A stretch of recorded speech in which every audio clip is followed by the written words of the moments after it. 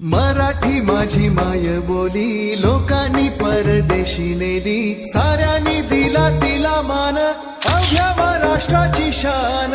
संस्कृतीचा मेळ घडतो नाही जिथे तुझा भाव, बनतो भाषांचा इंद्रधनु असं माझं गिरगाव.